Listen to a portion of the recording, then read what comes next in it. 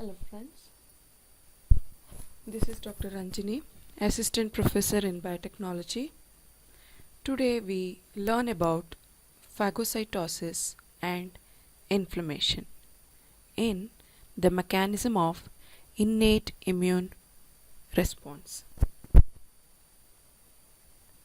First, we learn about phagocytosis.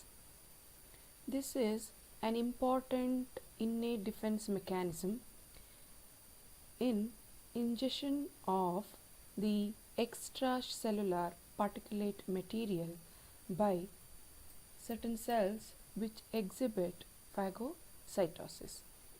The cells which exhibit the phenomenon of ingestion and digestion or the destruction of the pathogen will make up the phagocytic barrier. Phagocytosis is one of the type of endocytosis, engulfing the material. That is the general term used for engulfing the particulate material or the cell of the material from its environment. In phagocytosis, whenever the pathogen or the particulate material comes near the cells which exhibit the phagocytosis, like blood monocytes, neutrophils and tissue macrophages. You will be learning about these cells, structure and their functions in the coming videos. So here in phagocytosis, cells such as blood monocytes, neutrophils and tissue macrophages, in their vicinity when the pathogen comes, they extend their plasma membrane around the particulate material, and these extension or the membrane evaginations engulf the pathogen because the cytoplasm will be pushed towards the evaginated plasma membrane, and this engulfed vesicle, large vesicle, is called phagosome. The phagosome now will fuse with the lysosome.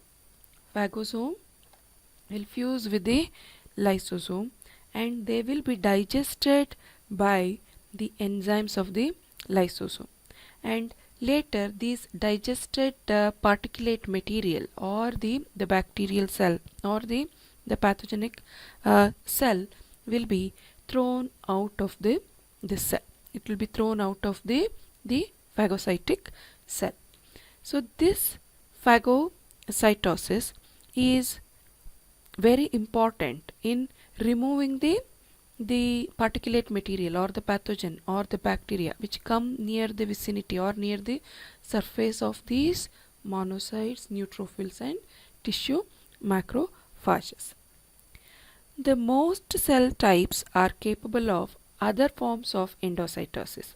As I told earlier, phagocytosis is a type of endocytosis, that is engulfing the particulate material. The other type of endocytosis the cell exhibit is receptor mediated endocytosis. It is very specific and the engulfing of the specific molecule takes place by the cell, in which extracellular molecules are internalized after binding by specific cellular receptors. So by specific binding of the molecule to the receptor, that will be engulfed. So this is regarding endocytosis. Phagocytosis, it is anything that comes near the phagocytic cells will be engulfed, whereas in case of the receptor mediated endocytosis, specific molecules will be engulfed depending on their binding to the specific receptor. Then another process is pinocytosis. This is the process by which the cell take up fluid from the surrounding medium along with any molecules contained in it by extending its plasma membrane. This is regarding the phagocytosis. Next, we learn about the inflammation. Inflammation also play an important role in bringing the resistance in the mechanism of innate immune reaction. The inflammation is a complex sequence of events that bring about immune reaction or resistance. When tissue damage is caused by either by wound or by the invading pathogenic microorganism, that induces a complex sequence of events. These events are collectively known as inflammatory response. It's collectively known as inflammatory response. These events are triggered by a molecular component of the microbe, such as surface molecules like lipopolysaccharide, may trigger an inflammatory response via interaction with cell surface receptor. The end result of inflammation may be the activation of the specific immune response or clearance of the invader by the components of innate immune system. This complex event, that is inflammatory response, involves three important steps. First one is vasodilation. So whenever there is wound or pathogen entry, the first process what we see is vasodilation. It is an increase in the diameter of blood vessels. Nearby capillaries occurs as the vessels that carry blood away from the affected area. So due to the increased diameter, the capillaries, they carry the blood away from the affected area, resulting in engorgement of the capillary network. The engorged capillaries are responsible for redness, tissue redness. So whenever the wound occurs, whenever a break occurs on the skin, immediately we'll find the redness. So that is due to the engorgement of the capillaries that leads to redness of the tissue, and there will be increased tissue temperature in that wounded region or in the your pathogen entered region. The second process is the increased capillary permeability. Capillary permeability facilitates or activates the influx of the fluid and cells from the engorged capillaries into the tissue. So influx or the tissue and the cells or the fluid rushes towards the site of infection. The fluid accumulates in that infected region, and in this infected region the fluid will be having the higher protein content, and the influx of the fluid will leads to the swelling in that region, that we call it as edema. And now you learnt about redness in the inflammation and edema in the inflammation. The last stage is the influx of the phagocytes, or the cells which exhibit the digestion. The cells which exhibit the engulfment will rush towards the site of infection. The influx of phagocytes from the capillaries into the tissue is facilitated by increased permeability of the capillaries. Why the cells rush towards the site of infection? It is because of increased permeability. And these cells, they rush towards the site of infection by the chemotaxis, because certain chemicals will attract or will bring these cells to the site of infection or the site of wound.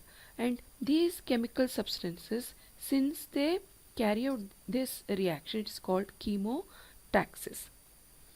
As the phagocytic cells accumulate at the site and begin to phagocytose the bacteria or the infection in that region, they release lytic enzyme which can damage the nearby healthy cells along with the bacterial cell.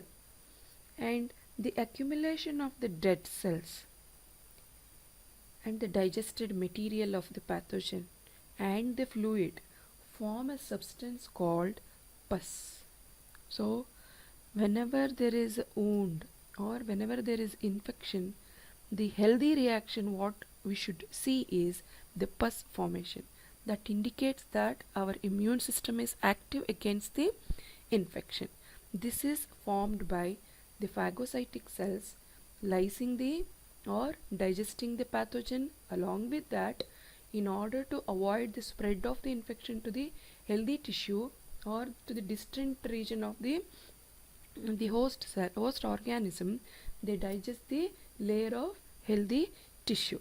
And these dead cells, digested material and the fluid form a pus. And these three steps will bring about the inflammation. And we should know about chemotaxis. I told you these phagocytic cells or the neutrophil cells, they rush towards the site of infection or rush towards the site of wounding. Usually certain chemical mediator released in response to tissue damage are various serum proteins. Whenever tissue damage occurs, many serum proteins specifically they will be released. These are called acute phase proteins. These are called acute phase protein. The concentration of these proteins increase dramatically in tissue damaging infections. C-reactive protein is an example for acute phase protein produced by the liver in response to tissue damage.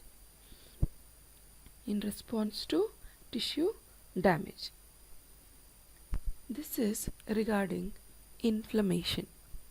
I hope you understood phagocytosis and inflammation. These two will come under the mechanism where it engulfs the particulate material by extending its plasma membrane around the particulate pathogen or the bacteria. And inflammation, it will be exhibited in the wounded region or the tissue damaged region, and this involves three important steps. One is the capillary engorgement that brings about the influx of the fluid and the cells towards the site of infection that results in the edema.